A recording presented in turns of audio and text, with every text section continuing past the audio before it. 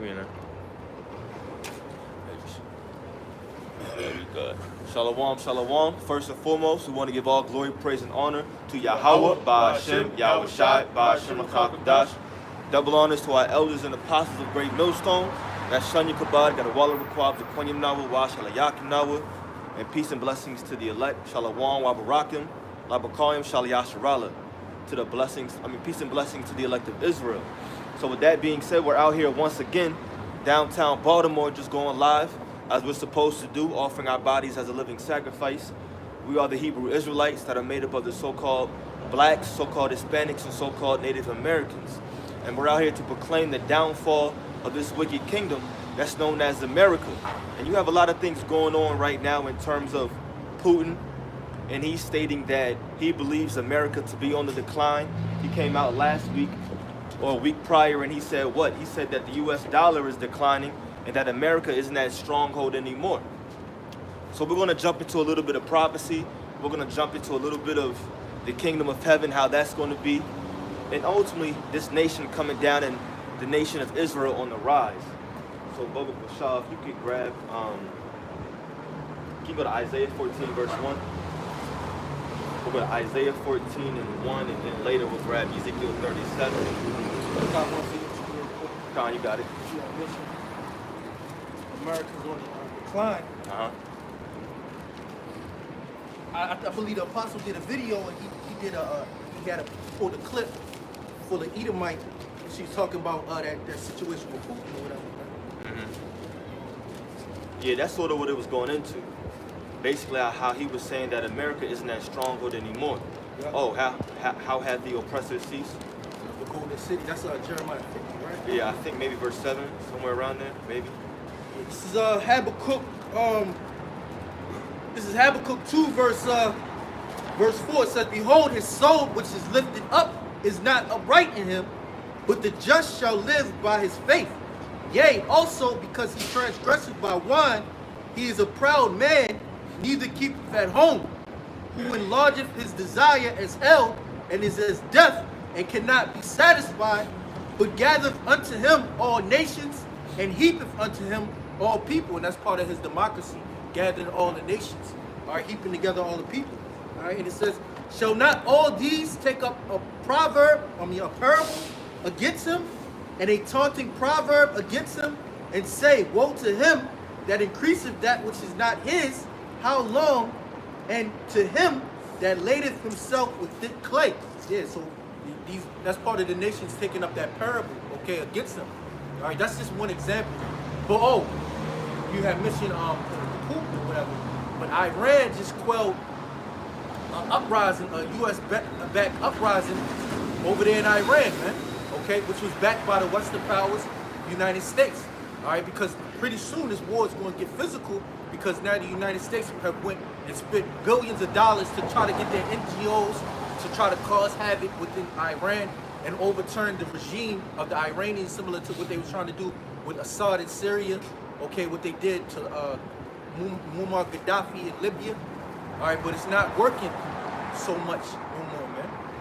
You know, your CIA, your economic hitmen, okay, they're losing steam because we're in that time of your destruction, your decline. All right? Right. What is the other scripture? Isaiah 14? Yep. All right, do you mind reading that, brother? This is Isaiah 14, verse 1. "For the Lord will have mercy on Jacob and will yet choose Israel, and set them in their own land." Right, and that's the part that I want to harp on as well, because coming into prophecy, we understand now what? We're a holy people, and that the Lord prophesied us to be a nation of kings and priests. So with that being said, when you look up the word segregation, really just on Google, it basically says to separate someone or something apart from someone or something. Now the Lord said what? This is an end time prophecy, and might I add, in the Old Testament. The Lord said that he's going to set us in our own nation. He's going to set us in our own land. I mean, we're going to be one nation. As it says in the book of Ezekiel, the 37th chapter. We're not going to be two nations anymore. It's not going to be the southern nation and the northern nation anymore. It's going to be one nation under Yahweh Ba'ashem Yahweh Shai. And right now the Lord is having mercy on 1/3. But ultimately, all Israel is going to be saved in the kingdom of heaven.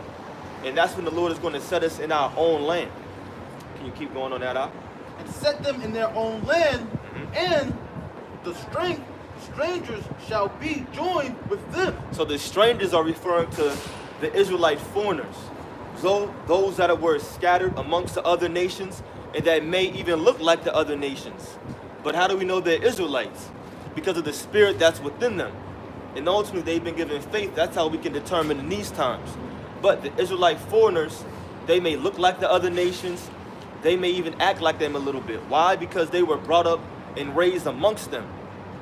So they may be keeping their laws. They may be keeping their ways of living, their religions as well. But ultimately in the kingdom of heaven, they're going to be gathered. We're all going to be gathered under one banner. Keep going out. And the strangers shall be joined with them, and they shall cleave unto the house of Jacob. Keep going. And the people shall take them and bring them to their place. And the house of Israel shall possess them in the land of the Lord. Right. And who are we going to possess? We're going to possess these other nations. Because guess what? Every single nation has had us in captivity. So we have to have them in captivity. It's only fair. If there's a righteous God on earth, then that means that slavery is coming to those that put us in slavery. Whether you believe it or not. Whether you like it or not. We're here to tell you the truth according to the Bible. Despite your feelings.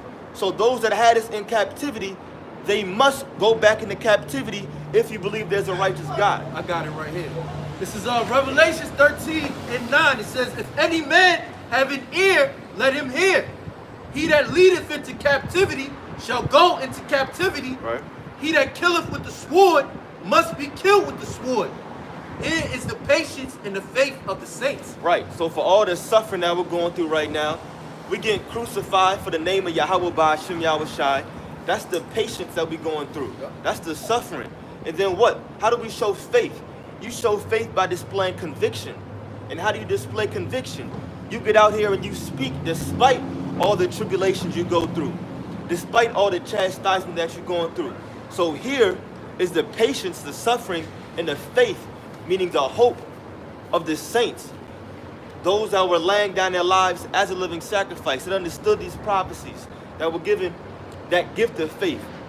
Which is what? Those that had us in captivity and that killed with the sword, they must be killed with the sword. So a righteous power says what?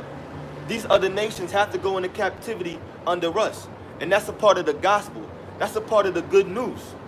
You should be happy when you hear something like that. Can you jump to Ezekiel 37 and go to verse 20? Or go to verse 21. Because I want to get back to the segregation part. Because segregation, like I said, that's coming back in the kingdom of heaven. The word segregation usually has that negative connotation behind it because of a history that we're all well aware of. But at the end of the day, in the kingdom of heaven, that separation is coming. We've already read it when it comes to the nation of Israel, how we're going to be set in our own land. And now that was from Isaiah or Yeshaya. And now we're going to read our other forefather, Ezekiel, Yahazat Allah, and he's going to verify that as well. And then we'll go to Revelation because these other nations are going to be set in their own land too. And they're going to be happy about it, but not after they serve their captivity. Go ahead, Ezekiel 37, verse 20. And the sixth, my bad, and the 21, please. My bad. Ezekiel 37, verse 21. And say unto them, thus saith the Lord power, behold, I will take the children of Israel from among the heathen, whither thou goest, my bad, where they be gone, and will gather them on every side, and bring them into their own land. And I will make them one nation in the land upon the mountains of Israel. So there it goes again. Ezekiel said the same exact thing that Isaiah said, which is what? The Lord is going to put us in our own land. He's going to put us in our own land, and these heathens, like we're going to read, they're going to have their own plan, their own land too. And we're not going to be two nations anymore. We're going to be one nation. So keep going out. Yeah, them heathen, they gonna get their own land after after they serve 1,000 years of slavery, man. Yeah. You know? Yeah, we're gonna get that. And one king shall be king to them all, Right. and they shall be no more two nations, neither shall they be divided into two kingdoms anymore at all. Keep going. Neither shall they defile themselves anymore with their idols, nor with their detestable things. Yeah, and that's a part of that what? Like it says in the book of 2 Peter, that's a part of that new heavens and that new earth wherein dwelleth righteousness. That's what we're looking for. That's why you see us out here. You may think we're crazy, but guess what? We have hope. We have hope in a new earth, a new heavens wherein dwelleth righteousness, and us ruling. It's going to be Yahweh Ba'ashem Yahweh Shai ruling, and then King David. Under that, you have the 144,000 men. And the laws, statutes, and commandments are going to be pushed on the planet Earth. Just like you have Esau, Edom, and he's ruling right now. And what does he push forth around the earth right now? Democracy. He pushes for democracy, right? Don't he push forth that crap in his constitution? Ain't that ruling right now? Well, you're going to have 144,000, and we're going to push forth the laws, statutes, and commandments. So on another note, speaking of that, why would you not want to strive to keep these same laws right now to the best of your capability if you believe and if you know that one day they're going to be instituted and made mandatory on the planet Earth? It only makes sense. It's only logical. Keep going now. I got a quick Sure. precept. This is 2 Peter 3, verse 12. Looking for the hastening unto the coming of the day of the power, wherein heavens being on fire shall be dissolved. Right, and that's because of the missiles. What? And the elements shall melt with fervent heat. Right. Nevertheless, we, according to his promise, look for new heavens and a new earth, wherein dwelleth righteousness. I like that it says nevertheless, because in the first point, it talked about the missiles coming. It talked about the missiles and how everything is going to be dissolved, right? And then it says nevertheless. So despite all that, we have hope in something. So we have hope in that new heaven and that new earth wherein dwelleth righteousness. Wherein if we see homosexuals, they're going to be put to death. Speaking of the laws, statutes, and commandments, all of that comes with judgments too. So not only will the laws, statutes, and commandments be pushed, but if you do something wrong and these other nations commit sin or iniquity, then guess what? They're going to be judged. There's going to be a strict judgment for eating pork. Certain things like that. So let's jump back out to Ezekiel. This is Ezekiel 37, verse 23. Neither shall they defile themselves any more with their idols, nor with their detestable things, nor with any of the transgressions, but I will save them out of all their dwelling places, wherein they have sinned, and will cleanse them. So shall they be my people, and I will be their power. Exactly. And these other nations are going to know what? They're going to know that the Lord had always chosen Israel, and that he truly, truly, truly never took his eye off of us. How we are the apple of the Lord's eyes. And they're going to truly know that.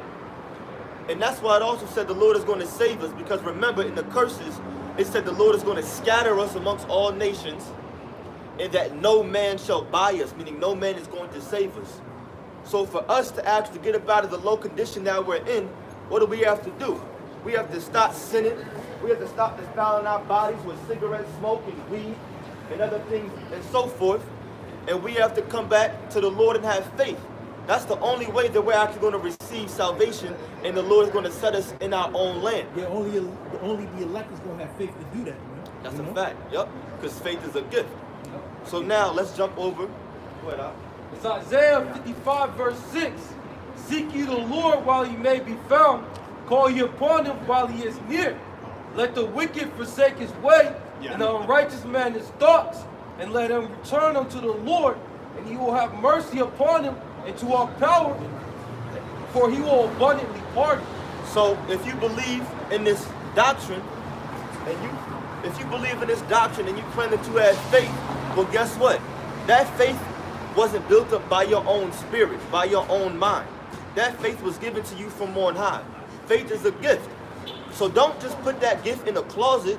No, don't hide it. Don't put it under your, or on a bookshelf or under your bed. No, you get out there and you exercise what you've been given. Because you can't make Tyrion to turn into the Lord. Because you don't know what's going to happen to you tomorrow. You don't even know what you're about to do in the next hour or two. You don't know what you're about to eat tomorrow for dinner or for breakfast, but guess what? The Lord knows. So wouldn't you want to serve a power that's almighty, that's all-knowing, that knows everything? So do you mind going to Revelation, the 20th chapter? So now, speaking about segregation, going back to that, we're going to show you that after the 1,000 years of captivity, all these other nations, they're going to be set in their own land too. So segregation is coming back on a global scale, and it's a righteous thing. If segregation was bad, then why did the Lord confound the nations and their tongues during the Tower of Babel? It wasn't ever meant to be. Go ahead, verse 4, please. It's Revelation 20:4. And I saw thrones, and they sat upon them, and judgment was given unto them. And I saw the souls of them that were beheaded for the witness of Yahweh. Because during this time, there's going to be martyrs. So this is what John saw at the time. Go ahead. It says, and for the word of the Most High, and which had not worshipped the beast, neither his image, neither had received his mark upon their foreheads, right, or in their hands. And they lived and reigned with Hamashiach Yahweh 1,000 years. Now during that 1,000 years, we know two things. Mainly two things are going to be happening. You're going to have these other nations in a complete subjection to us. Every nation that had us in slavery is going into slavery. That's what the Bible says. It's not out of my own mouth. So that's the first thing that's going to be happening. The second thing is, because of that, they're going to be building up the nation of Israel, which is by default the kingdom of heaven. That's what that 1,000-year period represents right there. Keep going on. God. Verse 5.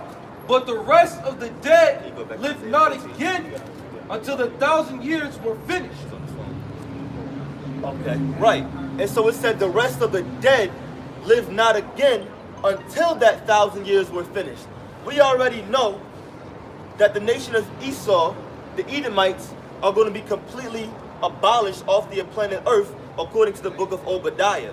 So what does it mean the rest of the dead live not again? Well, we're going to go back to Isaiah the 14th chapter, Baba Bashar, and just read verse 4 for me. It's Isaiah 14, verse 4. That thou shalt take up this proverb against the king of Babylon, and say, how hath the oppressor ceased? The golden city ceased. Right. So everything moving forward that we're going to read, all the next verses are talking about the king of Babylon. And who's running Babylon? First, what is Babylon? Well, Babylon today is spiritually America. And we know that because of prophecy. So the king of Babylon today will be by default, who's running it? Trump. So everything moving forward is referring to these Edomites who are calling themselves today white or Caucasian. It's referring to these Edomites and their rulership. So now let's jump down to verse 9. It says, I got a quick one for you. This is Revelation 11 and verse, my bad, this is verse 8. And their dead bodies shall lie in the street of the great city, which is America, all right, or Babylon the Great, which spiritually is called Sodom and Egypt, where also our Lord was crucified. Yeah, Right. Talking about like how they basically crossed out Yahweh Shai, you know. And those are two other code names for America too. Yes. Oh, yeah, Sodom, because of homosexuality, and Egypt because of the bondage. All right. And how was our people brought over here, cargo slave ships to serve captivity and bondage?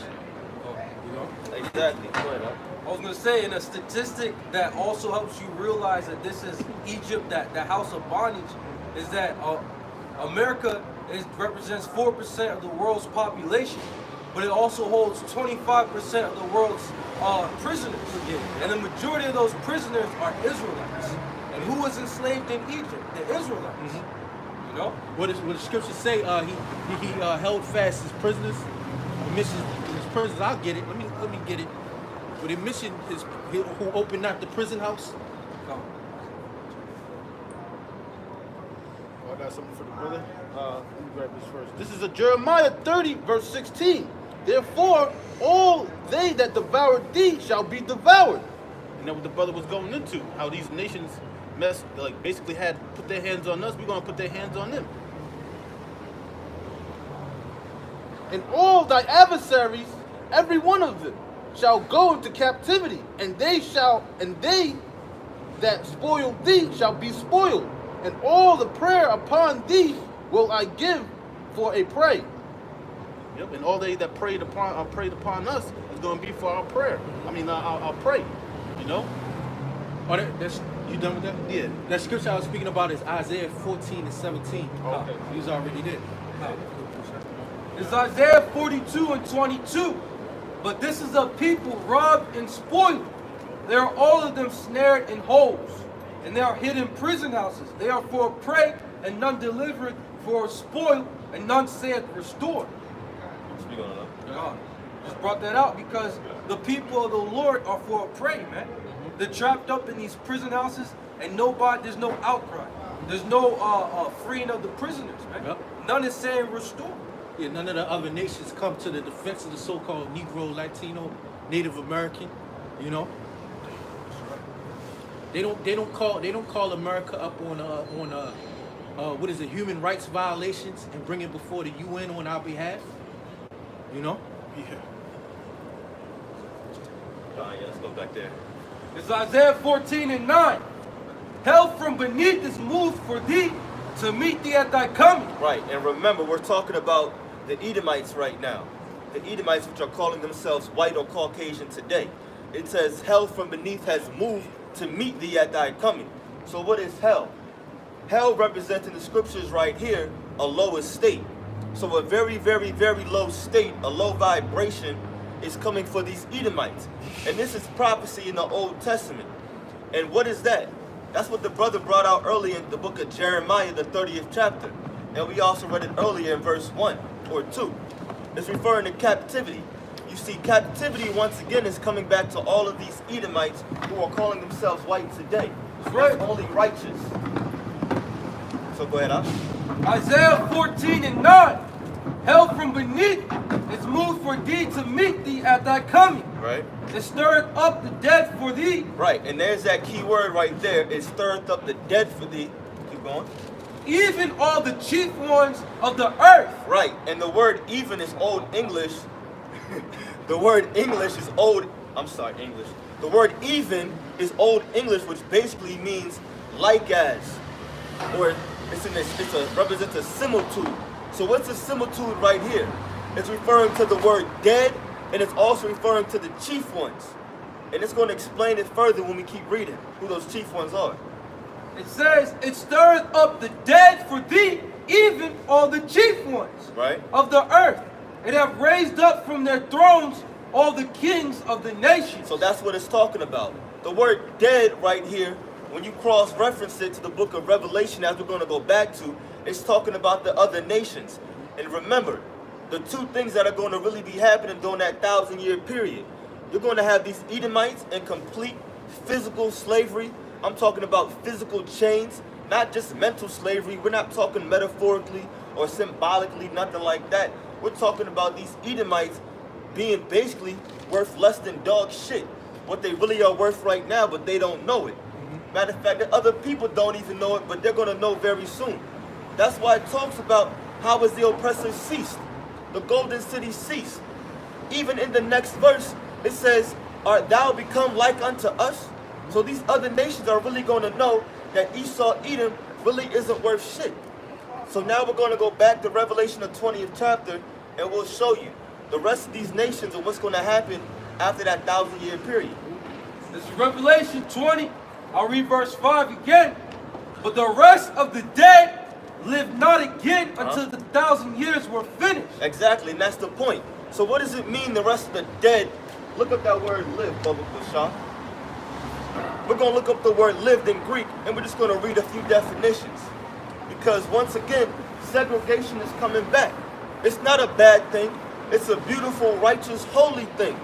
to be set in our own land, to be set apart, because we are a holy people. We are a nation of kings and priests. And the Lord is truly going to show that. We're going to live like kings and priests very, very, very soon. But it all starts in your mind right now. And these other nations, they're going to be happy too, like I mentioned before. Because remember, the laws, statutes, and commandments are going to be reigning, and we're going to push that forth. And even these other nations, they're going to have their little hills. They're going to have their little hills and everything like that. But even their little mountains are going to be governed by our huge mountain, which is going to be by the laws, statutes, and commandments. See, the scriptures say that these other nations are going to have to pay tribute, you know? They're going to be tributaries to the nation of Israel after their 1,000 years of captivity, man. Right. Hey, let me bring this out real quick. This This is 2nd Ezra 6 verse 55. Like, we didn't bring this out in a while, man. Because like you said, these nations, you said the Edomites are going to be worth nothing, man, you know? But this is 2nd Ezra 6 verse 55. It says, all this have I spoken before thee, O Lord, because thou madest the world for our sakes. As for the other people, which also come of Adam, thou hast said that they are nothing, but be like unto spittle, and hast likened the abundance of them unto a drop that falleth from a vessel. And now, O Lord, behold, these heathen, which have ever been reputed as nothing, have begun to be lords over us and to devour us. But yet these nations are likened unto nothing but as spittle. They liken unto spittle, man. And Esau is going to be likened worse than spittle, you know? Yeah, exactly. And that's going to be manifested very, very, very Yeah, soon. man. Yeah, we looking forward to it, man. Yeah. We looking forward to it. You mind reading that definition? For the word live, the Greek word is anazao, and it says live again, recover life, to be restored to a correct life. There it is right there. That's what I wanted. To be restored to a correct life. I kept mentioning how the laws, statutes, and commandments are going to be governing the whole earth. Can you get Micah 4:1? Because Micah 4:1 shows that. I mentioned the hills being under the mountain of the Lord. Right? We know that a hill or a mountain represents a government, a power structure. So these other nations and them being restored back to life, that's them abiding by the laws, statutes, and commandments. Them finally living too. We know in this truth, we're not really living, but one day we will. These rest of the nations, they think they're living when they eat things like shrimp, when they eat things like a huge pork cutlet, you know what I mean? Yeah. All that. Yeah. And they pay the most expensive money for it. Yeah. You know, these are the so-called 5-star restaurants serving this to the people. Yeah. While they make billions of dollars off of it and it don't cost them really nothing. Yeah. You know? Yeah. But even the rest of the nations, they're going to know what it truly means to live. They're going to really know what it means to finally eat real food. You know, they've all been accustomed to GMOs and certain things like that. They're really just unclean food. Yeah, that's what the scriptures say. When the righteous are in authority, you know, well, we read it. You can read it. This is Proverbs 29:2, because I was going to it right, you know, as a spirit. It says, when the righteous are in authority, the people rejoice, but when the wicked bear rule, the people mourn. Yeah, so the wicked's in rulership now. Look at the state of the world, man. Everybody's depressed. Everybody's sick. Okay, everybody's tired of this current way of life. Okay, even though they might seem it, they just fronting. They just faking the funk, man. All right, but when the righteous bear rule, the people are gonna rejoice because they're actually really gonna get. They're still gonna be in captivity, but they're gonna be treated a little bit better, man. You know. Yeah, it's after them 1,000 years, right? So you're gonna have the physical slavery of 1,000 years. After it's over, segregation. The other nations are gonna be put back in their own land. They'll be governed by the laws, statutes, and commandments, and they're gonna be happy because they're really gonna be well off too. They're even gonna be on a higher vibration than what they are now, because the air is gonna be clear, the water is gonna be smooth and clean. The food, they're gonna be eating clean foods finally. Right? And only clean foods, might I add, because they still do eat some clean foods, obviously. But at the end of the day, they're even going to be happier because they're going to be on a higher vibration, finally living. This is Deuteronomy 4, verse 6.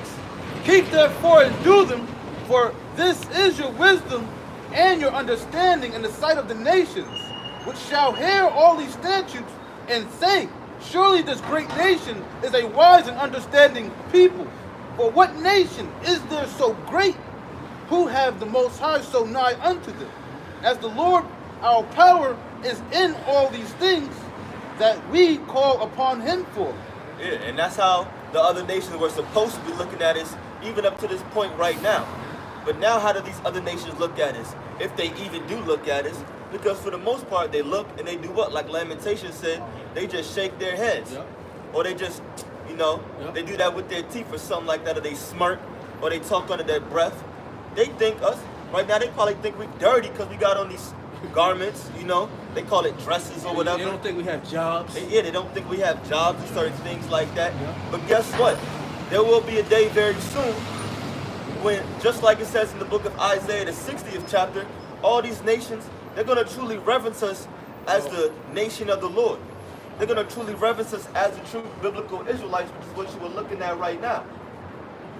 Go ahead, Ak. It's Isaiah 61 and verse 9. And their seed shall be known among the Gentiles, and their offspring among the people.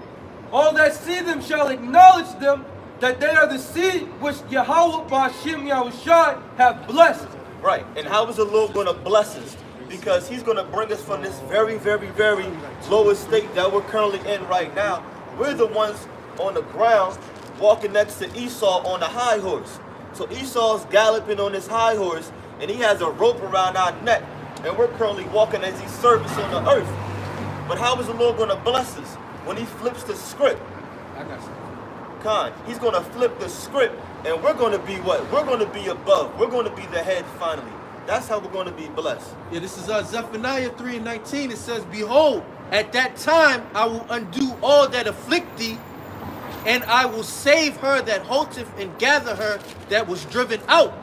And I will get them praise and fame in every land where they have been put to shame. That was Zephaniah? Yeah, Zephaniah 3:19. Right. Yeah. And when you look up that word, fame in the Hebrew, it's sham, which means what? It means a name. So the Lord is going to give us a name basically throughout the entire earth. Yep. Because we've been put to shame amongst every single nation. You got Israelites scattered amongst the four corners of the earth because that's a part of the what? The curses. Yeah, yeah, So it is.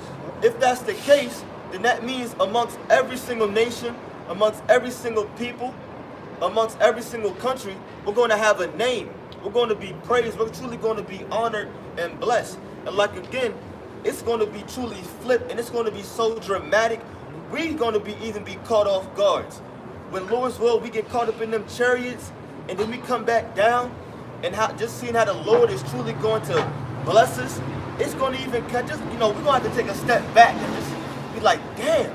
You know, this is what the Lord truly had coming for us the whole time. Yep. But, Yeah, verse 20 says, at that time will I bring you again, even in the time that I gather you. Yeah, because there's going to be a great gathering of the nation of Israel, because a part of the curses, like the brother had mentioned, we've been scattered, man. So it says, at that time will I bring you again, even in the time that I gather you, for I will make you a name and a praise among all people of the earth, when I turn back your captivity before your eyes, saith the Lord. And that's basically what you said, man. Because the Lord's going to turn back our captivity right before our eyes. It's going to be a magnificent thing, man. yeah. All right, you know? It's going to be a very magnificent thing. Can you get a microphone one again? Because that's a part of our hope too. See, a lot of things are a part of our hope. Finally, being rulers and a nation of kings and priests, as we're prophesied to be. The laws being established on earth. Esau being put under us, putting our hand in the neck of our enemies. Yeah. All these are prophecies, Yeah. and everything is what we're hoping for right now. Yeah, our enemies be found liars. Because Exactly. they call themselves the true Israelites when we are the Israelites. Yeah, we So have when that. the Lord comes back, Yeah. he's going to make them liars. All right? It's a fact. And that's going to be another shame that's going to go upon Esau, man. So not only is he going to be brought real low, but he's going to be ashamed, of reproach of shame, because he's in history he lied about everything, man. He stole, he lied, and history is going to bring forth that, man. Yep. You know, and he's going to be found guilty. All right. It's Deuteronomy 33 and 29. Happy art thou, O Israel, who is like unto thee, O people saved by the Lord. Yeah. The shield of thy help, and who is the sword of thy excellence. Yeah, because when the Lord established the nation of Israel, ain't no other nation going to feel the magnificence like the children of Israel going to feel. All the nations going to desire to be the children of Israel once they get their glory, man. But they ain't going to get it.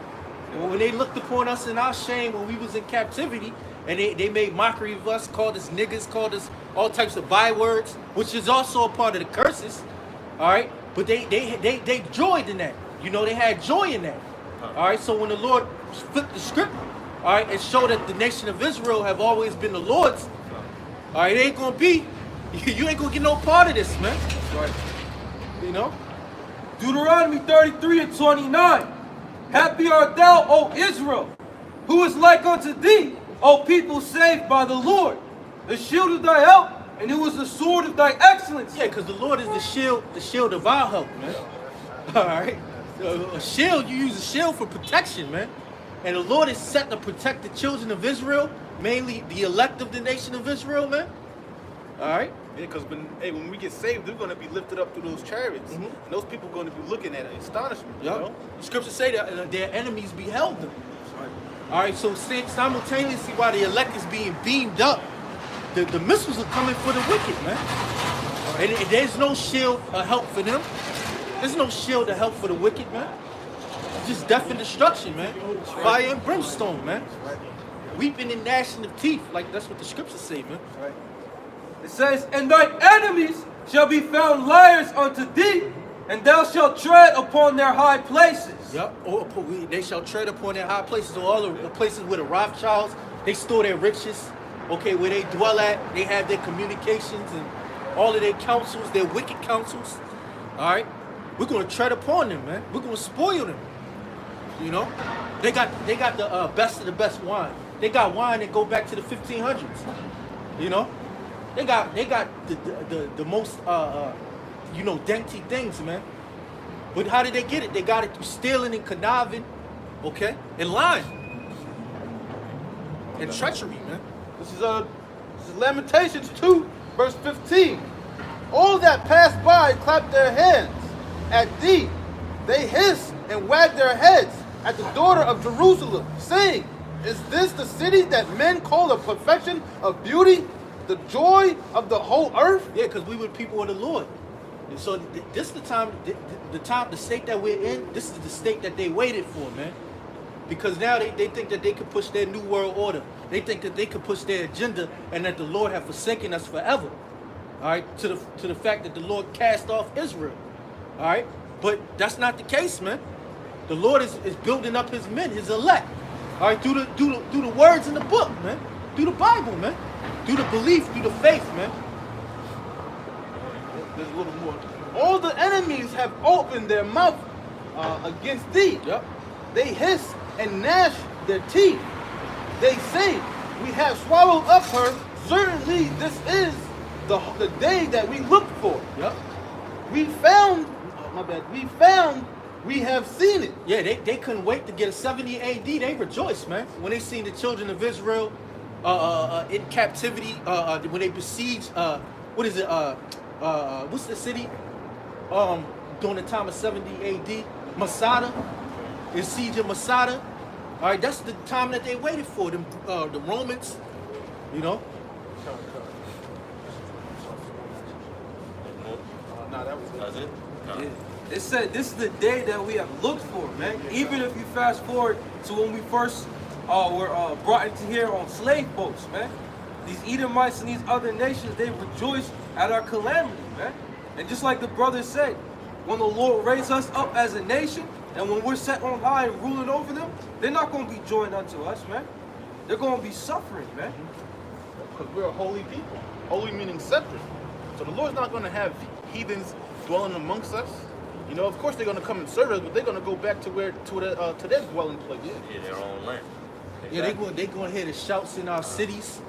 All right, they going to envy. They going to wonder what's going on. You know how these Edomites, when we're doing something they're not amongst us, they want to be a part of it. Yep. Well, that's how they're going to be in the kingdom. They're not going to be a part of what we're bringing forth, man, in our cities, man. our events that we're gonna have, man. Just like them Edomites up there in the NFL, man. They got all types of things going on up there in the presidential box or whatever. Yeah. You know, Louis the 13th. the regular service, they just pay for the tickets, man. They just enjoy the game. While these Edomites, they have bets between each other and all types of stuff, man. Yeah, they sit on the highest part of the field. Yep. I mean, the stadium. Drinking Louis the 13th. Go ahead, brother. Go ahead. Micah chapter 4, verse 1. But in the last days it shall come to pass that the mountain of the house of the Lord shall be established in the top of the mountains, and it shall be exalted above the hills. Right. And we're going to have a party on that mountain. It's going to be a party that these other nations not invited to. So when the laws, statutes, and commandments through that mountain get established once again, you're going to have King David, and then you're going to have the 144,000 under him that are going to be doing what? Making sure that the laws, statutes, and commandments, or that, aka that mountain, are governing the entire earth. What a crowning ceremony, when Yahushua puts the crowns upon their head, there could be no other nations there, man. Nah, not at all. There won't be no other nations there. Because that's going to be, what? When we caught up and we see the Lord in the clouds, you know? But keep going on that out. This is Micah chapter 4, verse 1. But in the last days it shall come to pass that the mountain of the house of the Lord shall be established in the top of the mountains. And it shall be exalted above the hills, and people shall flow unto it. Right, and it said it shall be exalted above the hills. So we know that a mountain is a power structure, or we like to say today, a government. So what are those hills? The hills are talking about the rest of the other nations. They're also going to have their own power structure, if you will, but even them, they're going to be governed by the laws, statutes, and commandments according to the Bible. You see, that's why we push forth that vibration. We keep the laws because one day we recognize and we have faith and truly believe that these are going to be the laws that govern the entire earth. And them same laws, they're going to be within us to administer. That's what's going to make us those kings and priests.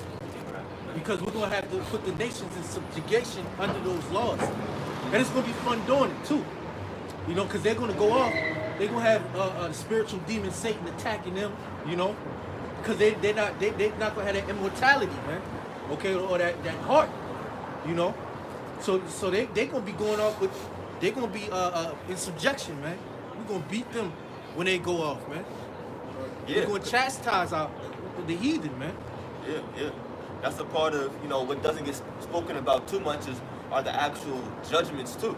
We say laws, statutes, and commandments, but also the judgments too. Yep. There's going to be a judge for every single, or judgment for every single law that these other heathens break. Like you mentioned, the second covenant, just like the first, it wasn't never made for the rest of the other nations.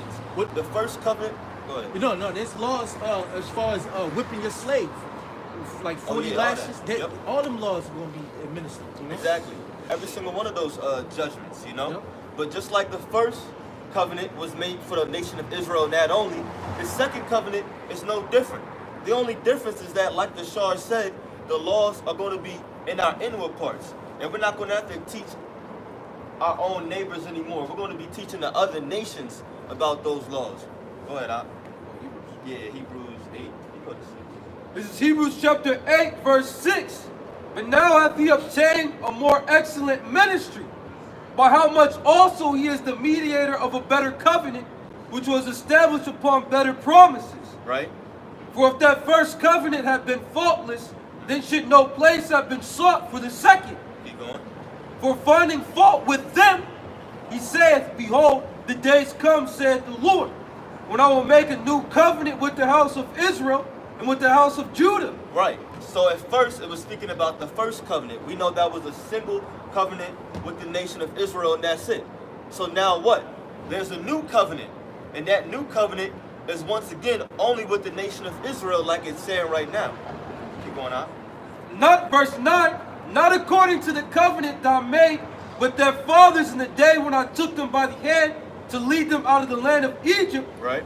because they continue not in my covenant, and I regarded them not, saith the Lord. Still speaking about the nation of Israel. Go ahead. For this is the covenant that I will make with the house of Israel after those days, saith the Lord. Right. I'll put my laws into their mind and write them in their hearts, and will be to them a power, and they shall be to me a people. Right. So we're going to be a perfect people. You see, right now, we can say that we're perfect, but we say that in a spiritual sense, meaning we have faith in the Lord. Yeah. We have faith in Yahweh being our power, by Hashem in the name of Yahweh Shai, which is the true name of the man that died on the cross. So we're perfect in spirit because we have faith in the Lord. And when the Heavenly Father looks at us, as long as we retain our faith in Yahweh Shai, then Yahweh, the Heavenly Father, looks at us and he sees Yahweh Shai. He sees the Lord in us. That's why we're being crucified with him right now. So yeah, we may be perfect in that regard, but it's going to become a day when we're literally perfect beings in the literal sense, spiritually, mentally, and physically. Wouldn't you like to be a perfect individual? It tells you how to do that in the Bible. You're hip. How do you do it then? You can't wait. What do you say? Oh, meditation? It takes a little bit more than meditation. It takes sacrifice. It takes being humble, showing humility. Understand that what? You have a power, and you need to come back to your power in humility and beg out for your forgiveness. That's the only way that you can become perfect. Listen, all Israel is going to be saved, but how would you get into heaven is the main thing to consider. Because yeah, we're all going to have the laws, statutes, and commandments, but that's a man right there talking about, I'm going to become perfect through meditation. You're going to meditate on what, my dude? What are you going to meditate on? The scriptures say lift up a banner. That banner is talking about this word right here. So when you meditate, this is what we meditate on. Oh, is that Sirach 40, 44? Yeah, go ahead. All right, this is 2nd Ezra, chapter 2, and verse 10. Thus saith the Lord unto Ezra, tell my people that I will give them the kingdom of Jerusalem, which I would have given unto Israel. I'm sorry, start at the top, please. This is 2nd Ezra, chapter 2, and verse 10. Right. Thus saith the Lord unto Ezra, tell my people that I will give them the kingdom of Jerusalem, Right. which I would have given unto Israel. Right. Their glory also will I take unto me, and give these the everlasting tabernacles which I had prepared for them. They shall have the tree of life for an ornament of sweet savor. Right. They shall neither labor nor be weary. Exactly. We're not going to have to. Why? Because after those 1,000 years of captivity, and even during it, but definitely after it, when the other nations are put in their own land, they're going to give reverence to us forever and ever. And we're going to have all the dainty things. We're going to suck the riches of all these Gentiles. We're going to take all their spoils, suck the milk. We're going to have all the gold. We're going to have the best food. We're going to have what? The best smells. We're going to know how to finally use the herbs. We're going to be able to manipulate the elements. That's what's coming to the nation of Israel. But that's not coming because you just meditate. You can't just meditate on nothing. It's not about guessing. We're not guessing right now. You see, when the scriptures talk about meditating and it talks about getting into the word, what are we actually doing? We're shedding off this flesh and we're putting on the spirit. That's why we use that term, getting in the spirit. How do you do that? That's when you have your mind on things above. You have your mind on things above, and now you've taken off your flesh and all the worries of this world, and now you're thinking more in a spiritual sense. You're thinking about what's to come. You're thinking about prophecy and doing the will of the Lord, what he commands of you. Did you find that in Sirach? What you got, precept? What, huh? This is Psalms 1:1. Blessed is the man that walketh not in the counsel of the ungodly, nor standeth in the way of sinners, nor sitteth in the seat of the scornful. But his delight is in the law of the Lord, and in his law doth he meditate day and night. And he shall be like a tree planted by the rivers of water, that bringeth forth his fruit in his season. His leaf also shall not wither, and whatsoever he doeth shall prosper. Yeah, it said you're going to be like a tree that was planted by the rivers of water. A tree that's planted by the rivers, by water, is a very, very healthy tree. And it's growing abundantly. There's a lot of life around that tree. So if you want to be a tree full of life, which is basically what it says, You have to meditate on the scriptures. That's what you got to give your mind to. You don't give your mind over to a woman. You don't give your mind over to your car. You don't give your mind over to your job or riches, certain things like that. Why? Because all of that is vanity and it's vainglory. Everything on this earth is going to be destroyed during World War III. So if that's the case, then you need to have your mind on things above. You need to have your mind on those things which you know are going to be what? Not temporary, but eternal. That's what it means to have your mind on things above. And where does it start? By meditating on these scriptures. This is Proverbs 23 and 26. My son, give me thine heart, and let thine eyes observe my ways. For a whore is a deep ditch, and a strange woman is a narrow pit. Come on, the scripture said, give the Lord his heart. Yeah. Give your heart to the Lord. We're supposed to give our mind continually unto the Lord. And then the following verse goes into how a whore is a deep ditch. And we know spiritually, in a spiritual sense, a whore or these strange women are these different philosophies or these different things that you can get into. Yeah. And a deep ditch is hard to climb out of. It's not profitable. All right, but you're supposed to give your heart and your mind unto the Heavenly Father. You see, when he said he was basically following that white woman. You know, she could possibly be a Jake, but that's that deep ditch. Yeah. You know, him following that woman. Hey, Solomon fell off of a woman. You know, many kings have fallen because of the woman. You know. I got something real quick. This is Colossians 3 and 1. It says, if ye then be risen with Hamashiach, seek those things which are above, where Yahweh Shah sitteth on the right hand of Yahweh. Set your affection on things above, not on things on the earth. Right, yeah, and that's what I kept quoting. Yeah. Set your things above, meaning what? You're thinking about prophecy. Yeah. And ultimately, you're thinking about doing the will of the Lord. That's what it means to set your affection on high. Because if you have your affection, or what you desire, basically, is what it's saying, is set on Yahweh by Hashem Yahweh Shai, you're going to constantly be trying to please Him. Because what? We are the Lord's woman. And when the scriptures talk about us being joined unto the Lord, that means we constantly have our mind set on how to please our husband, which is who? Yahweh by Hashem Yahweh Shai. And the main way to do that is by constantly staying in this word. You know, like how you have a woman, and your woman is supposed to be like, oh, let me call my man. Where is he at? What is he doing? Who is he with? What does he think about this? Or, you know, a girl will also, they'll change their hair color, and they'll be like, is my man going to like that? You know what I mean? That's how we're supposed to be doing with the Lord. So whenever we're walking around throughout the day, you know, we're supposed to constantly be thinking like, all right, if I'm going over here and I make this move, is Yahweh Ba'ashem Yahushua going to be pleased with that? Or if I come over here and I do this, is he going to be pleased with that? Or he's not going to like it? Should I do it? That's why the scriptures say you got to constantly be examining yourself whether you're in the faith. Because if you're examining yourself, then that means you know to walk on eggshells. Because the Lord could just do what? He could just say, you know, man, forget that person, forget that AKA woman.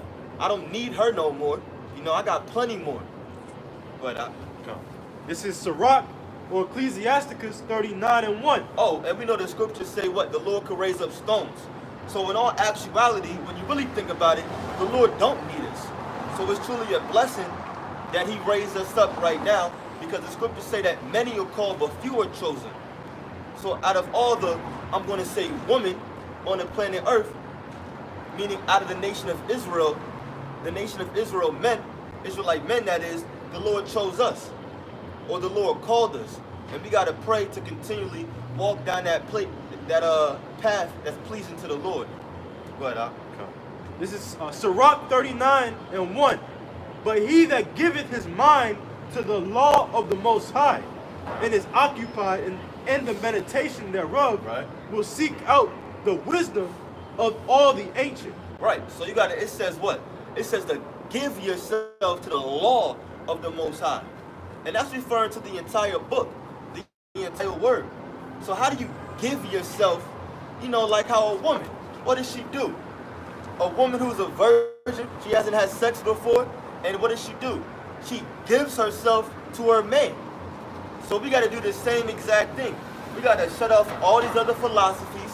You got to forget about what you were taught in the world. And you got to forget about that Christianity BS. that Buddhism BS, Hinduism, whatever you was into, the law of attraction, I was into that one. Yeah, Islam. Excuse me. You gotta forget it all.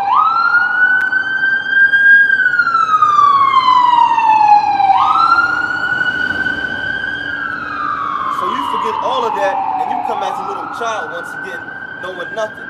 That's how you give yourself to the law. That's how you give yourself over to the Lord and continue to stay in this word. Keep going out. Verse 2. No, Salaki, I'm going to read that again.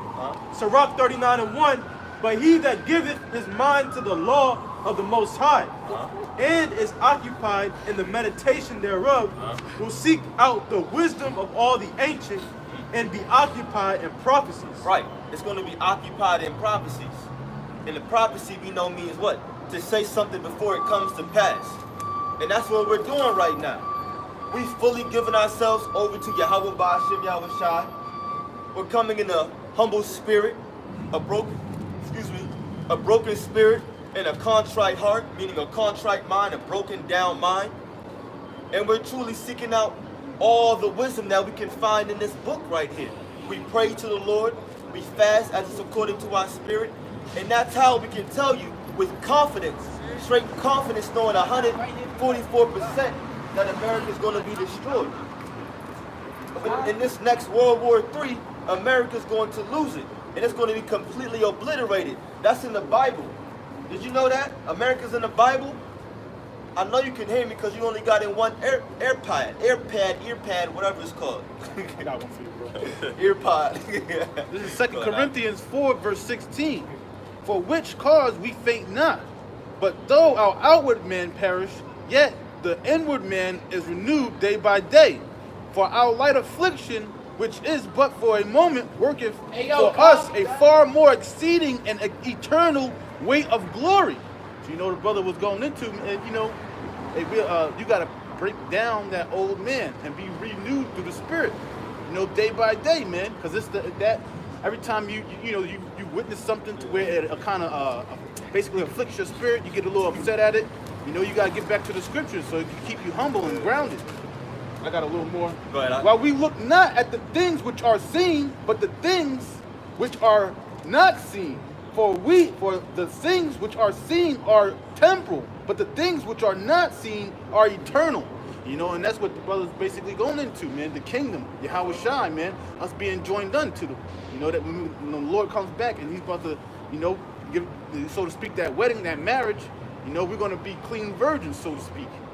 Yo, that's crazy too, because everything that we can't see is what is going to come. You know what I mean? Like, we can't see our new bodies, but we know we're about to get some brand new, spanking, perfect bodies. The scriptures say, when the Lord comes, we shall see him as he is, and we shall be like him. And what does it say in Isaiah? It said the Lord is going to come back, and he's not going to meet thee as a man. He's going to come back in his full glory, in his full power. It's going to be a power like out of this world, literally. But guess what? Can you get Romans 8 and 17? Because we're going to be like the Lord when he comes, as long as we continue with him. And he said it out of his own mouth. Ye are they which have continued with me in my temptations. So everything that we can't see, including these bodies, including the kingdom of heaven, all of that is what's going to come. This is Romans chapter 8 and verse 16. The Spirit itself beareth witness with our spirit that we are the children of the Most High. Right? And if children, then heirs, heirs of the Most High, and joint heirs with Hamashiach. Keep going. If so be that we suffer with him, that we may be also glorified together. And that's what it is. It's like, I always like to say it. When you start in a company, you got something called sweat equity. And what is sweat equity? That's basically, if you, as a CEO, right, let's say you start a technology company, right? So you start a technology company, but you have the idea for it, but you're not really an engineer. Well, you got to go out there and find an engineer to create everything that you tell him. But you don't have the money for it. So what do? You give that engineer sweat equity. Say, look, if you just suffer with me a little bit, and you create my idea, you work hard for me, I may not be able to pay you right now. Matter of fact, I may not even just want to pay you right now. I may have money, but it has to go into some other investments, right? But you give that engineer some sweat equity, and he believes in you and has faith in your dream, right? And then all of a sudden, boom, you make him a joint heir. Now y'all splitting the profits 50-50, or however it goes, right? It may be 60-40, I'm not sure, whatever. But at the end of the day, that man shared a part of, we're going to bring it back around now to the scriptures, the kingdom of heaven. The Lord said we're going to be joint heirs with him, but we got to suffer for it first. And that's what it's about. You have a lot of people that just don't want to suffer. Yeah. They don't want to suffer. Why? Like we were talking about Saturday, our people don't want to get out of their comfort zone. For some reason, our people found comfort in a place where there is no daggone comfort. There's no comfort here in America. Look at us. We the lowest people on the earth, and our people happy. Are y'all happy in America? Oh, yeah. Yes or no? Y'all happy? He said no. Our people not happy in America. Now, they may not have wanted to stop or speak in general, but you know, I forced them. I said it again. But he said no at the end of the day. Our people not happy in America. They know that we on the bottom. They know that we on the lowest. It looked like them brothers just got off work. It's damn near what? Is it 8? Is it past 8 now? It's going on 8. It looked like they just got off work. Probably trying to go and get a hot meal before places close down. Gotta do it again tomorrow. Exactly. Gotta wake up early again. Yep. And we don't even know it. It looked like they were in construction. They could have been working 10, 12-hour shifts. You know what I mean? Or even so, even if a man is rich, you know, so to speak, the guy may live in Loudoun County, Virginia, got a big mansion, a lake in the backyard, 3-4 cars. He's still miserable. Deep down inside, there's an emptiness. You can never be satisfied in the city. Yeah. I got a quick one. This is Revelations 3, verse 17. Because thou sayest, I am rich and increase in goods. I have no need of nothing, and knowest not that, knowest not that thou art wretched and miserable and poor and blind and naked. Yeah, because you don't know you're not keeping the law, statutes, and commandments. So that makes you naked, man. You're just roaming around here doing whatever Esau tells you to do because you're following that philosophy. But yeah, you think you don't get need of nothing, but wait until the day of the Lord come. What if I can grab another quick one. You know, he said, what are you gonna do when I come to visit you? You know, you're gonna basically look like you got you know, you just saw a ghost. When Howard Shai comes back in those chariots, man, you know, people are gonna freeze up, man. Yeah, you got something. Yeah, and that's what it really is too. Like you mentioned, that's a great point. On that verse is, it said they really truly think themselves to be in a good case, and that's why they found some kind of comfort, because they don't even know, no matter how much millions of dollars that our people may have, like Tiger Woods, Floyd Mayweather, Wayne, 50, all of them, they got millions of dollars, and that's cool. But they truly don't even know how low of a state they're really in, because millions of dollars ain't shit when you really think about it. Yeah, it's not.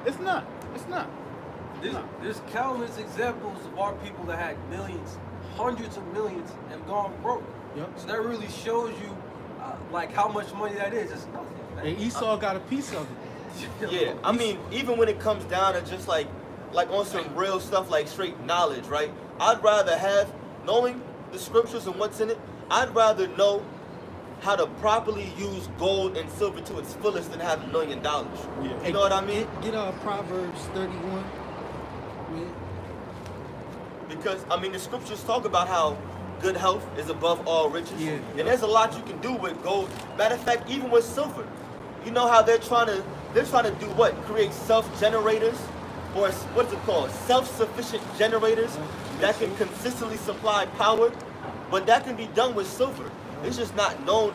As a matter of fact, it's probably known by that 1%, but they're keeping it. But guess what? We're going to have all of that knowledge. I got one real fast. I lost it. Oh, this is Ecclesiasticus 2, verse 14. Woe unto you that have lost patience, and what will ye do when the Lord shall visit you? Yeah, so what are you going to do, man? You know, I just brought that up, but we're going to get back to the brother's point, because you will rather, you would rather have this precious knowledge or have some other knowledge than having these little dainties out here. You know, Mike Tyson, what was this rapper, MC Hammer, they all had millions, you know, but they didn't have the correct knowledge how to use those millions. Yep. So what happened? They lost it because they had all their friends hanging out with them and etc. So that's why hey, the Lord has us in the lower state right now, and he got these riches. All right. So when we get the kingdom, we're gonna know how to really, really, truly hold it down. Riches profit not for a nigger. Oh yeah, Scripture said 42. Yeah, this is Proverbs 30 and 7. It says, 2 things have I required of thee, deny me them not before I die. Remove far from me vanity and lies. Give me neither poverty nor riches. Feed me with food convenient for me, lest I be full and deny thee, and say, who is the Lord? Or lest I be poor and steal and take the name of my power in vain. Yeah, because it really is all deceit. Yeah. You know, if Esau gives you a little gift, Yeah. right, and a gift deceiveth the heart, Mhm. it can be in the form of money. Yeah. Most of the time, it really is for our people because Esau knows we're in the lowest state. So he knows in order for us to be on his side, all he got to do is give us a little bit of What money. you do with those contracts, them rappers get them contracts, Uh-huh. and it's nothing but slavery. And now you have a lot of them, especially women, coming back out and saying, "Oh, I wish I didn't sign that contract. Yeah. I didn't know I was giving myself over to the devil." Yeah. But it's nothing but lies and deceit. That's Yep. why the scriptures say we're supposed to be praying and say, "Look, Lord, just give me my daily bread. I don't need too much unless I deny you. I don't need too little, or I don't need too little unless I deny you. I don't need too much unless I say I really don't need you like that." Yeah. You know? Yeah, it started off saying, remove far from me vanity and lies. Because at the end of the day, this money is fake. It's not real. Yeah. And if a Jake goes up against Esau, the wicked, his philosophy and what he pushes on this earth, he can take it away in an instant. Yeah. Or he can lock you up. You could be worth $400 million like Yep. Bill Cosby, Yep. and you rotting in prison. Yeah, because you spend all the millions that you saved up and accumulated on lawyer fees, man. Yeah. And trying to keep your house in order and trying to keep your everything in order because you think that maybe you could beat the case. And you don't beat the case and you lose all your money. Then you gotta sell everything, you go bankrupt, you know. Plus, if you stop selling out and if you stop adhering to their new world order or whatever they want to establish, then all of a sudden, if you speak out of turn, they'll do something real crooked and they'll set you up. Yep. They'll make it seem like you said or did something you didn't do, Yep. all to just make you an example to everybody else that Not may be in to the fall in so-called line. no. Yeah. So they'll take your money away, throw you in jail, let you rot. And you know what how I mean? Jake be knowing what be happening behind closed doors, and they scared to speak up because they don't want to fall in the same example. Yeah, exactly. You know? Yeah, you have a few rappers that have come out and said a few things, Yep. but like you said, for the most part, they know what's going on. They're not gonna say nothing. Yeah. Let's go back to that. Yeah. This is Luke 22, verse 28. Ye are they which have continued with me in my temptation. Woo! And that's what it's all about, baby. Continuing with the Lord's temptations.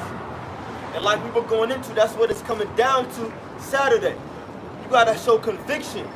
You gotta show that you actually truly believe in this doctrine by coming out. Despite all the chastisement, despite your financial woes, despite maybe your chick leaving you, despite you losing your job, despite maybe you not eating them so-called 3 meals a day, which that's something created by the Edomites anyway. Truly our people in the scriptures just ate when they just felt a little bit hungry, but we were never too much indulging in it. But either way, because that's what America does. That's a part of its philosophies too. You get full and you have buffets and things like that. But at the end of the day, you may not have them so-called 3 meals a day.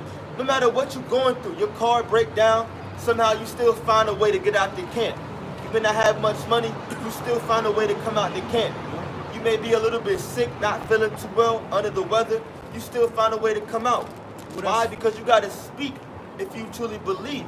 And that's you offering your body as a living sacrifice. And that's faith too, because you're doing something for something much greater, all right? So you get sick, your car break down, pray to the Lord, and Lord's will you make it out there, because that's what comforts you. Coming in the sanctuary of the Lord, that's what comforts you, because this is a sanctuary, Yeah. In Ezekiel, the 11th chapter, it says, I will be unto them a small sanctuary where in the cities that they are, man. Yep. So week in, week out, we come out here to the sanctuary and give praises, all right, to our Lord, man. Give sacrifices unto our Lord, man. By doing this work, man. I have something quick. This is a prayer of David, Psalm the 17th chapter, in the first verse. Hear the right, O Lord, attend to my cry, give ear unto my prayer that goeth not out of feigned lips. Let my sentence come forth from thy presence.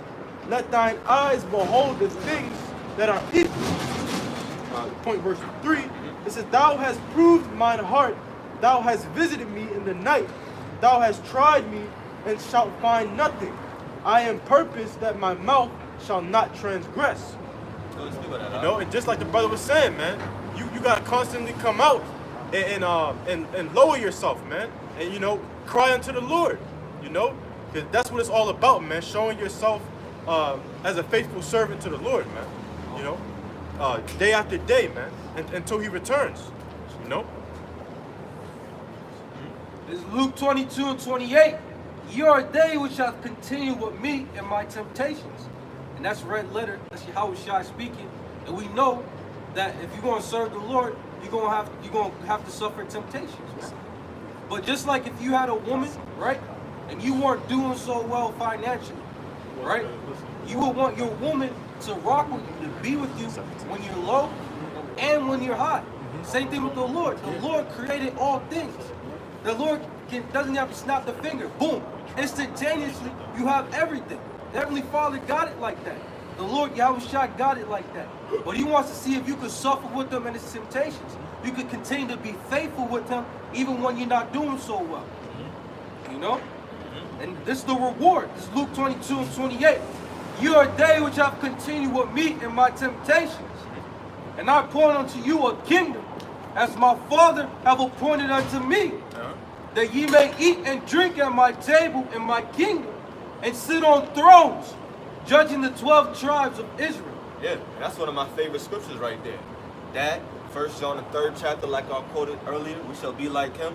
Why? Because when you think about it, before, back in the world, and you read the Bible, and you don't really understand the truth yet, and you go to church and everything like that, then they teaching you and they preach to you this prosperity doctrine. And really, nothing is wrong with teaching that prosperity doctrine. We teach prosperity too, but we teach it in the right time and season. We teach it to our people that, look, you're going to prosper truly in the kingdom of heaven. We may be prospering right now in a spiritual sense because we truly do have the true riches, this wisdom, knowledge, and understanding. But guess what? The scriptures do talk about one day us physically prospering. And that's us going to be like we've been going into the entire camp. It's basically coming down to us doing the will of the Lord, sacrificing, and doing these temptations like the brother was talking about. And then one day, that promise, like many promises, is going to be fulfilled. Us being a joint heir with the Lord and ruling, really over the entire earth. It says judging the 12 tribes of Israel. That's because it's going to be the 144,000, 12,000 men out of each tribe. That's going to be governing the entire world. And we're going to be joint heirs with the Lord. We're going to be ruling. Yeah. We're truly going to be powers, gods on earth. The Lord said that we're gods, but we shall die like men. That's because we disobeyed the Lord. That's why we got to come back. That's why we got to beg for forgiveness. That's why we got to keep our minds meditated on the law, in the word, and lift up this banner and do the work. That's the only way to put forth this sweat equity to gain that joint heir rulership. Yep, that eternal life, man, because the brother, he's spiritual, because it's okay, if you get a little loan, you want to start a tow truck company or a food truck company, there's nothing wrong with that. But don't put all your nuts and bolts into that one project. Your main course or your main meal is your Yahweh Shem Yahushai. All right, so you can receive that eternal life, that eternal glory. Because hey, if you have an idea, you don't want to work for Esau, that's cool. But your main work is the scriptures, because sometimes men could get caught up into buying houses, getting the business, it gets stressful, and you putting a whole lot of time into that. It could defer you or lead you astray from the truth. You wind up falling out because the man cursed you out because you're putting way too much time into that work. So what we're basically saying is, according to the Bible, there's going to be a new heaven in which what? As long as we suffer for God, then that means we're going to be ruling. We're going to be taken from this lower state that we're in, being the Hebrew Israelites, so-called blacks, so-called Hispanics, and so-called Native Americans. God is going to take us from this very lowest state, and as long as we suffer with him, he's going to reverse the roles, and we're going to be lifted up on high. But we got to just keep doing this work right now. Read that. It's Revelation chapter 5, verse 9. And they sung a new song, saying, Thou art worthy to take the book and to open the seals thereof, for thou wast slain and hast redeemed us to the Most High by thy blood out of every kindred and tongue and people and nation. Right, and that's the Lord, right? Keep going. It says, verse 10, And has made us unto our power, kings and priests, Yep. and we shall reign on the earth. There it is right there. So the Lord who suffered for us, who died on the cross, you believe in the man that died on the cross, right? I don't know if you can understand me. Mira. You're not. Well, you do. The man that died on the cross, you believe in him? Okay. Okay, good, good. Well, the man that died on the cross, he's going to take us, his name is Yahweh Shai, he's going to take us from this very lowest state, and we're going to what? Can you read that again? The last verse? It's Revelation chapter 5, verse 10. It says, It has made us unto our power, kings and priests. We're going to be kings and priests. Don't you want to be a king? You want to be a king, right? A king? Yes, man, he's a king. Yeah. You want to be a king, right? We should all want to be kings. Oh, good. Yes, man. You got the Bible. Good, good, good. Revelation. You read the Bible? Yes. Read the, that's good. Revelation chapter 5. That was Revelation chapter 5. The Lord is going to take us from this very lowest state. Oh, Ecclesiastes 10, and I think it's 7. I quoted that earlier. We can get that too. But that's what we're looking forward to. You see, this is the gospel. The word gospel means good news. We're telling our people that we have more to come versus what we can just see right now. Everything that we can see is going to be very, very, very much eternal. Because the Bible says that according to the Bible, the Lord says that America is going to be destroyed. When America is destroyed, certain people are going to be saved. And those people that are going to be saved, they're going to receive deliverance, see the Lord's salvation, they're going to be blessed, and we're going to be kings and priests. That's what we're telling our people. Let's get Ecclesiastes real quick. This is Ecclesiastes chapter 10 and verse 7. I have seen servants upon horses and princes walking as servants upon the earth. This is Ecclesiastes chapter 10 and verse 7. Ecclesiastes 10, verse 7. That's what we're reading. Ecclesiastes 10, verse 7. Go ahead. It says, I have seen servants upon horses. Servants upon horses. So, yep, chapter 10, verse 7. So there are certain servants, people that are actually physically literal servants, and they're riding horses right now. All right, you too. So the people that are riding these horses, they're really the servants. And if you're riding a horse, that represents you being in power. You have rulership. Who runs the world right now? My man walking by. He runs the world in his nation. He runs the world right now. That's a walking example of a servant that's walking or that's riding on a horse. Just like to say this, because you're us, we're the chosen people of the higher power God, right? And He has chosen us to be a royal people. But right now, we're the ones walking and being servants. You got the so-called white man, Donald Trump, in their nation. Matthew. Keep teaching, brother. Come on. Go ahead. It said, this is Ecclesiastes 10 and 7.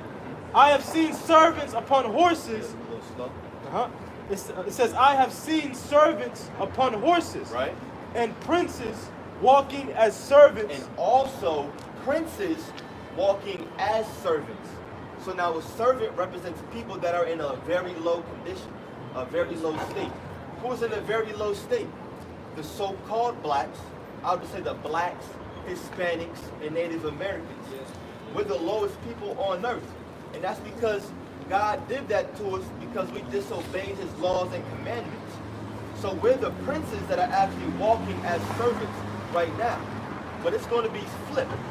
we're going to actually be physically princes and kings and priests very soon in the kingdom of heaven. The kingdom of heaven is going to be established here on earth, because a lot of people don't teach that. Are you Christian? Are you Christian? Christian? Is that your religion? Religion? Are you a Christian? Yes, a question. Chapter is chapter. Look, is an angel. Michael angel is a. Look, it's chapter maybe chapter 6. 10 or what? Revelation? Yes, Revelation. Yes. Okay, we'll get it. Revelation, maybe chapter 6.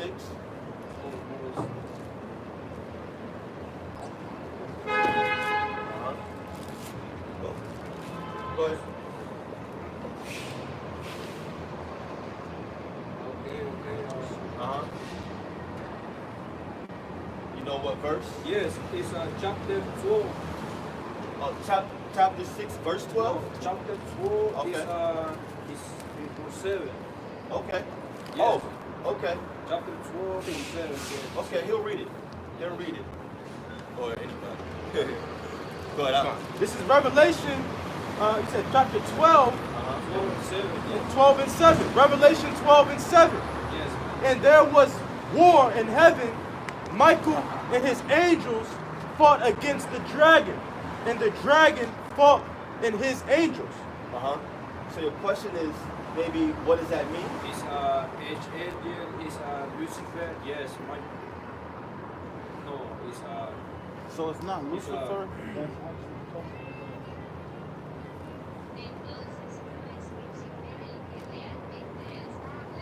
This chapter 12 verse 9. It's 9 is here. 12 verse 9. 12 verse 9? Okay. Yes. And the great dragon, the old serpent. 7, 8, 9. Yes. Okay, all right, read everything. Read 7, 8, and 9. Yes. This is Revelation chapter 12 and verse 7. And then we'll explain everything after he reads everything. Yes. All right. Verse 7 says, and there was war in heaven. Michael and his angels fought against the dragon, and the dragon fought and his angels, and prevailed not, neither was their place found any more in heaven. Keep going. And the great dragon was cast out, that old serpent called the devil and Satan, which deceiveth the whole world. He was cast out into the earth, and his angels were cast out with him. All right, so that was 7, 8 through 9, right? Yeah. Go back to verse 7, and now we'll break down each verse. Revelation chapter 12 and verse 7. And there was war in heaven. Michael and his angels fought against the dragon. Right. Michael is angel is good. It's good. It's good. Yes, it is it's good. good, yes. Michael is the archangel Yes, of the it's Lord, good, yes. right? So Yes. Michael is It's, coming back, and it said war is going to in be. Spanish. Ezekiel is Spanish. Where? Let me see. Ezekiel is in Spanish. Uh-huh. Ezekiel is Jeremías Isaías is Ezekiel is it's Spanish. It's in English. I don't know. Yeah. It's 28. Well, I'll explain that to you, and hopefully you can understand Yes, me to it's the 20, best of your it's capability. 28, 26. So basically what Revelation 12 Yes. verse 7 Yes. there is talking about Yes. is referring to how there's actually going to be a next Lord coming to the earth. And you're going to have the Lord coming back. Have you heard of UFOs? UFOs? Well, basically UFOs are what the Bible calls chariots. That's the Lord's vehicles. And you're going to have Michael fighting against the vehicles of the so-called white man today, which are his airplanes, his fighter jets. So those are the devil's angels right there. That's what it's talking about. So you're going to have Michael and the Lord fighting against the armies today and their fighter jets and their armies, right? Does that make sense? That's what that scripture is talking about. But the devil, the dragon is an actual people. Nigga, that's a people. It's not some angel or Lucifer. You know the church. No, Lucifer is until Well, we'll get Lucifer. Go to Isaiah 13. 13, right? 14. Go to Isaiah 14. We'll talk about Lucifer. He's not really going to understand. What is Lucifer? You said 13. Yeah. I'm sorry, 14. We'll get it for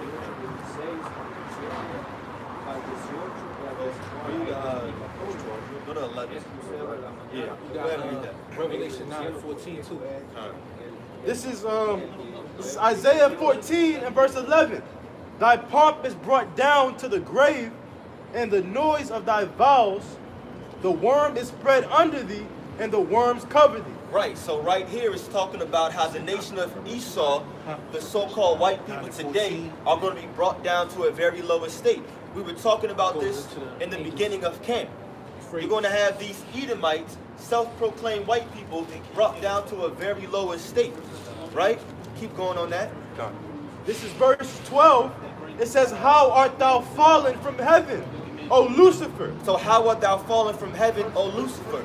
Remember, verse 4 said what? It says, prophesy to the king of Babylon. Babylon is America. Who runs America? The Edomites, self-proclaimed white people. So when it says Lucifer in Isaiah the 14th chapter, and even in Revelation, Lucifer is not talking about the spiritual demon Satan. Lucifer is talking about an actual man. It's talking about the self-proclaimed white people.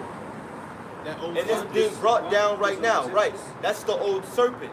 Read that verse again, verse 12, right? Yep. This is Isaiah chapter 14 and verse 12.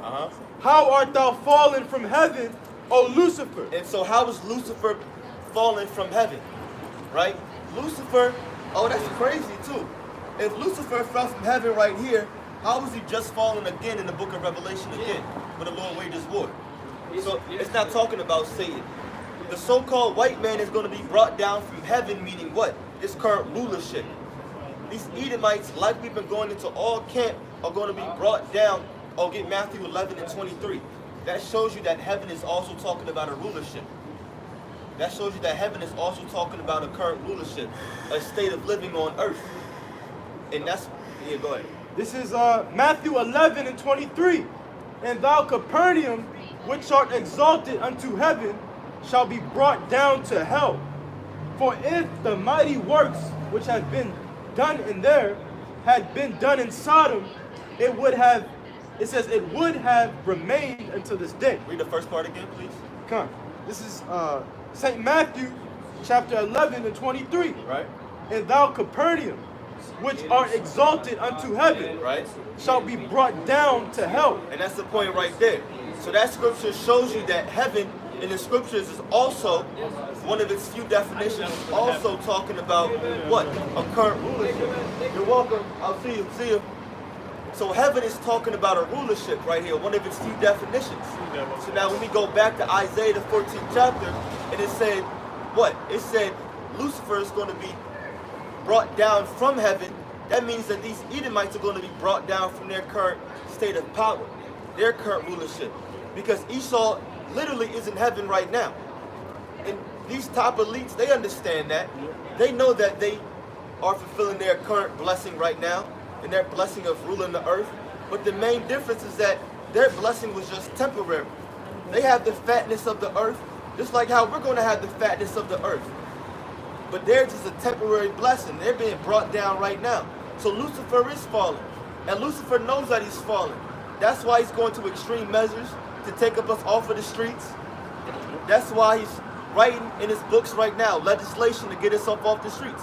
People complaining about us all the time, YouTube, you know, they're trying to shorten our speeches so that we can't make our videos anymore. Yep. You want to say something, Sean? Yeah. Revelation 12 and 17, read that real quick. Is it 12 and 17? Yeah, 12 and 17. This is Revelation chapter 12 and verse 17. And the dragon was wroth with the woman and went to make war with the remnant of her seed. Yeah, the woman represents Israel. All right, the dragon is wroth with the woman and went to make war with her seed. Go ahead. Come. and went to make war with the remnant of her seed, which keep the commandments. Yeah, and that's the elect. That's why they coming up against, like the brother had mentioned, they coming up against this word that's coming out, you know, because they're making a move. They get ready to make a move, man. All right? Yeah. They're setting up their trap because they want to take out the elect of Israel, man. Because they know that if they could get the elect of Israel, which they can't, then they have a hope of them staying in power, man. You know? Yeah. And they know they falling too. As a matter of fact, what just came out a few weeks ago, Ray Dalio, who's a billionaire hedge fund manager over Bridgewater Associates, he came out and said earlier this year, he believes that America or the dollar is going to decline basically, and that there's going to be a recession come 2020. So you have a billionaire hedge fund manager who says there's going to be a recession come 2020, and then the Wall Street Journal reported that his company has a stake against the US dollar. And then he comes out and says, oh no, I don't have a stake against that. I don't take those claims basically. But that just shows you, one, he's lying, he's an Edomite, because before you said there's going to be a recession, and then now all of a sudden when the Wall Street Journal reports that your company has a stake against the dollar, then now you don't want to, make that claim foolproof. But secondly, it shows that these Edomites, because he's an Edomite, they know that their economy is crashing. The scriptures say, "I shall make my the Most High shall make their own tongues to fall against them." Yeah, what's that? 64 and 8, 68, 4. It's one of them. If I can also make a quick point, there was also a British banking firm. They transferred over $20 billion of their assets to the blockchain technology. So they're making that switch for their assets to be tracked by that blockchain database, man. Yeah. So that's a big step towards the RFID microchip, the mark cashless of the society. beast. Yeah, That's right. the cashless society. Yep. Yeah. I mean, all these other nations know it. Putin, like I said earlier, Putin came out and said that he knows the dollar is declining. It's declining. He said it on the world stage too. With like I think it was world diplomats in front of him, and no one else said nothing. And he said America's coming down. So all these other nations know that America's on a decline. And then even, our people don't know. Gonna be the last to know. Right. And then you have financial advisors even in America coming out and saying it too. And Ray Dalio is just one. But if you have Ray Dalio saying it, a billionaire hedge fund manager, why is that important? Why are we bringing that out? Because it would behoove you to take heed to someone that's actually wise in terms of these financial analytics, who knows something about this stock market. If he says that it's coming down and he sees the recession coming, then you should take heed to it. And then if you do that, you'll come to find that, guess what? The Bible prophesied it thousands of years ago. You can read that, 64 and 8. Psalm 64 verse 8. You bring out some more. This is Psalm 64 and 8. So they shall make their own tongue to fall upon themselves. All that see them shall flee away. Exactly. And all that see them shall flee away. That's why you have all these other nations, and they're saying what? We're tired of the philosophies of America. We're tired of, like China. China bailed out the U.S. plenty of times. That's why we're in so much debt to China. But now America's in so much debt, they can't even pay it back. So they're tired of bailing out America. They're saying, you know what, forget this. We don't want your protection no more. Even the NATO allies, I'm gonna make a video on it. The NATO allies are getting tired of Babylon too. They're basically saying, well look, Trump is basically saying that ever since he came into power, that the NATO allies have been contributing more to the military defense like they're supposed to. But now they're getting tired of it because America's pulling away all of its protection and everything that it used to be doing before. So it's not giving that same kind of aid anymore that it used to, or that same kind of bread that it used to. And the NATO allies are saying, well, forget that. I can't trust you as a NATO ally anymore, so I may just switch sides. That's what's going on with Iran right now. Yeah, that's part of the book of Daniel, the miry clay. The debt. Yep. That's part of it, man. Some nations in NATO are strong, some are weak. Yeah, that's exactly. So it's all going on. prophecy in the play, basically. That's what it is, man. It's coming down to the prophecies being manifest. Yep. Destruction of the beasts, okay, and all of that, man. Yep. Esau basically being labeled the enemy, the true terrorist, man, the problem of the earth, man. Yeah. His skirt is being lifted, like the scripture said. I'll close out on that. Let's go to Daniel 2. Daniel 2 and like maybe around 44, 45. We'll just end off with that too. Because like the brother was mentioning, these Euro nations too, that's also a part of prophecy. You have these Euro nations that are in thick debt, like Italy, and then you have the stronger ones like Great Britain, and then you have, what is the Prime Minister of Great Britain? His name is gonna hit me in like 5 minutes. Boris Johnson. Oh, it's a new 5 seconds. Yeah, exactly, it's a new one. But Boris Johnson has been trying to get that Brexit deal for the longest time. And he said I think he said like October 31st, we're gonna break off from the EU. But he couldn't do it, and then now it was extended. But Boris Johnson came out and said that he don't even want to take a picture with Trump because Trump has a very, very poor reputation over there in Britain right now. So these other nations are very hip to the philosophies of America, and they tired of the king of Babylon. Well, somebody that came out and said, I think it was Henry Kissinger or something. No, I don't know if he's dead, but he said this is the end of American exceptionalism. Yeah. Somebody mentioned that. Yeah. A few of them said that. I think Elder Apostle Rumlab made a video on it. Yeah, it was a few of them. Yeah, so America's finished, man. Yeah. You know? And you can read that out. You said, let's go to 44. Let's see what that says. God, this is Daniel chapter 2 and verse 44. And in the days of these kings shall the power of heaven set up a kingdom. I'll go to 46. 46, come. Yeah. Daniel 2 and 46. So we can get the point. It says, then the king Nebuchadnezzar fell upon his face. Dang, go to 45.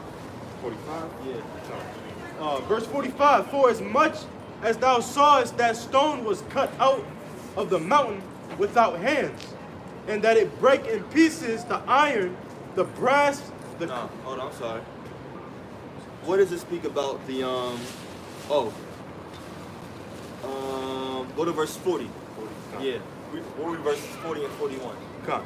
This is Daniel chapter 2 and 40. Right. And the fourth kingdom shall be strong as iron.